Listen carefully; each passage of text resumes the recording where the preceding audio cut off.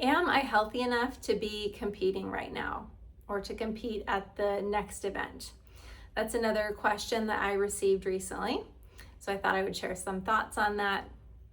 So the first thing that comes to mind is to trust your inner knower, that your inner knower knows better than me, better than your doctor, better than your champion instructor, etc. Because none of these people knows as well as you do how you're feeling, all the circumstances going on in your life, your level of coping skills, your current protective factors versus risk factors, etc. So you are the best person to be making that choice.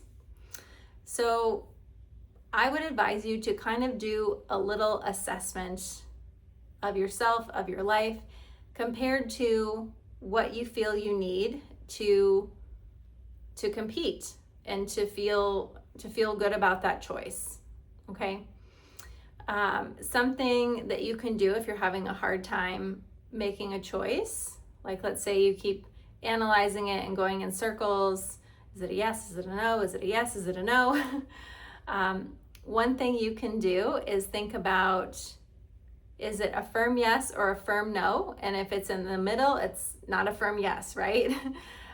So you can use kind of a more black and white way of thinking to help you decide. That's one option. Another option would be to journal about it and to ask your inner child. Our inner child is more pure. It's kind of a way to get to our heart and what our heart wants instead of overanalyzing things. So you might journal about it and say, dear little, and then put your name. Is it for my best and highest good to be competing at this next competition? And then allow yourself to free write whatever comes to mind from the perspective of your inner child. And then you can dialogue as you journal. Like let's say your inner child says something, but like your adult self wants to intellectualize it, you can write whatever the adult self is saying to the inner child, and you can kind of question back to the inner child. Well, what about this? And what about that? And see how your inner child responds to that. And that exercise might help to give you some more clarity.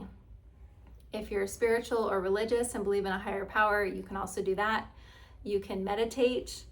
Another thing you could do is to ask the question before you go to sleep. To really sit in, is this the best choice for me? Please give me an answer by the time I wake up tomorrow. So sometimes that can help to elicit a dream about it, or to elicit an answer when you wake up. So those are some things you can play with. So for me personally, I will say that I have only ever gone to a competition and not competed one time. And for me, it was because I was in very heavy grief.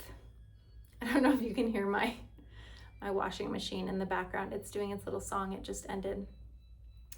It's distracting me.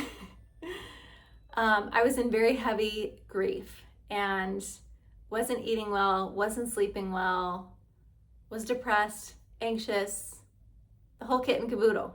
So, and then just because my emotions were so liable at that point, I felt like I was holding back tears the whole weekend, and I didn't want to start crying while I was competing, and I didn't want to be so distracted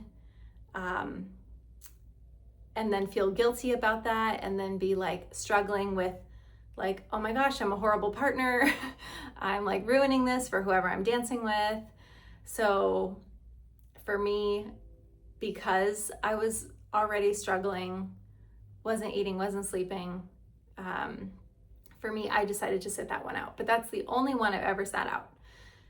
I have never sat out for feeling frustrated with my dancing, or feeling frustrated with competing, or if I hadn't been doing well in competition, if I kept not making semis, finals, yeah, not making like the other rounds, I still would push myself and compete anyway, even if I didn't want to. And the reason for that is because competing is also a skill. It requires you to have a different kind of resilience. It requires you to perform, to think on your feet under pressure. I mean, yes, West Coast Swing Jack and Jills are spontaneous and off the cuff, just like social dancing, but it's a different environment in that there is pressure. You are being judged. You are purposely being watched by judges. So my philosophy for myself, and if you want to borrow this, you can, you can use it yourself, or you might hear this and be like, oh, this is totally not for me. I'm not doing that, which is fine too, which goes back to point number one, your inner knower knows to trust yourself, okay?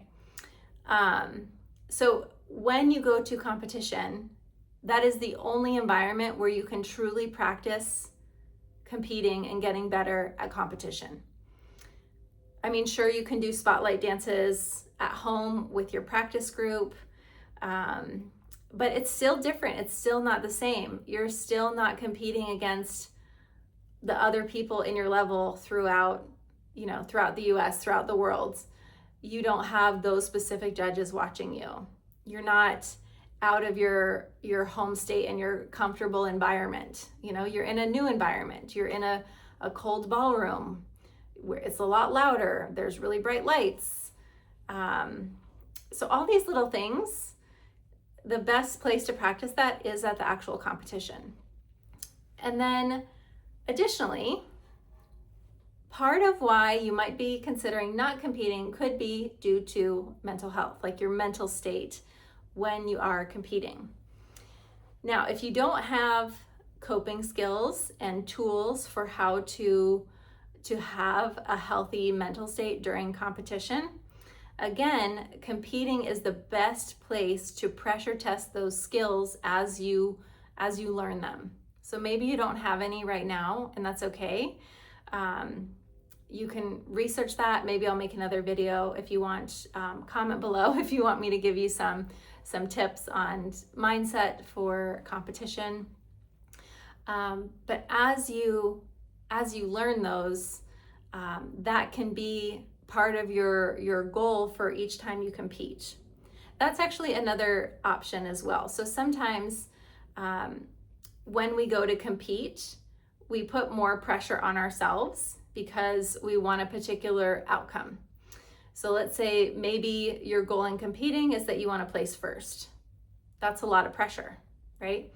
Versus if you feel like you're not healthy enough and you're working on competition as a skill set overall, not just your dancing ability, but everything else that goes into that, maybe your goal for the next competition could be, the number one thing I want to take away from this event is that I'm solid in my mindset, or that I've really practiced this one particular skill all weekend throughout all the divisions that I've competed in. So maybe you did a Strictly, you did Masters, you did your leveled Jack and Jill, maybe you also did like a country. So maybe you did like 3 or 4 competitions and you use that same technique every competition. Kind of like going to the gym, you want more reps to build that skill. So those are some things to think about. I feel like I want to say something else, but I can't remember if there's anything else I want to talk about. Should I do it? Should I compete? Is there anything else? I don't know. I guess, yeah. For me, oh, okay. Another thing is that I've heard is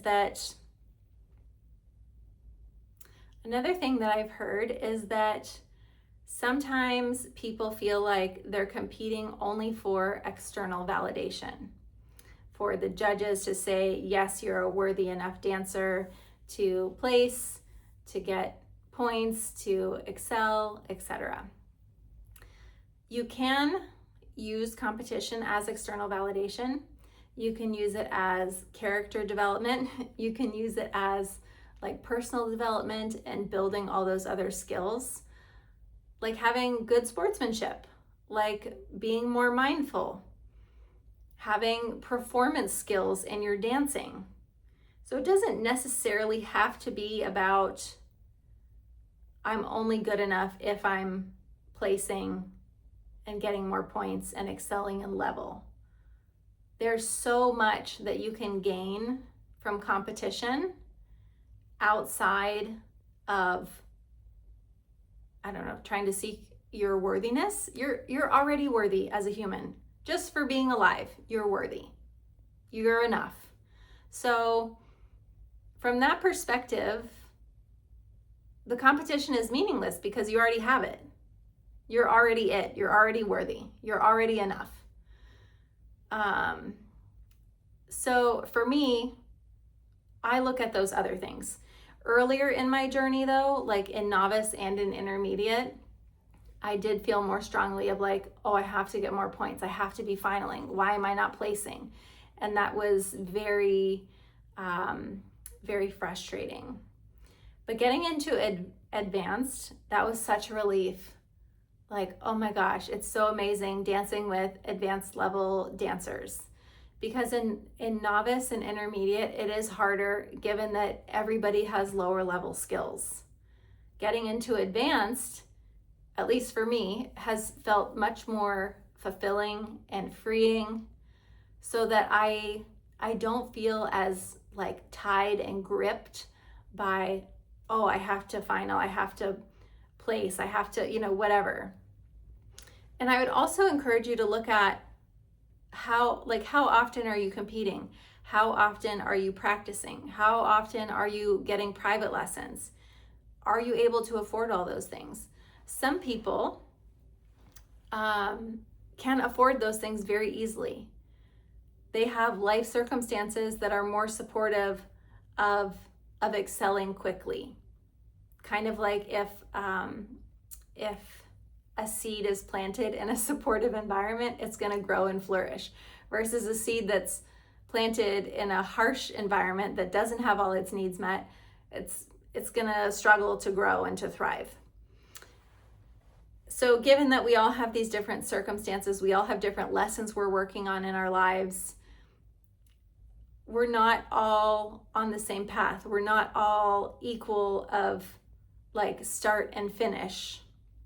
And sure, you can continue to work on building those things in your life and growing that. But like we all pop at different times, like when you cook popcorn on the stove and the popcorn, it doesn't all pop at once. It pops at different times. So that's another thing you can remind yourself of, is that it's just not your time to pop. You will get there. Okay. So that was a lot, kind of messy, but I think you got the point. Let me know if you have any other questions, and see you on the dance floor. Bye.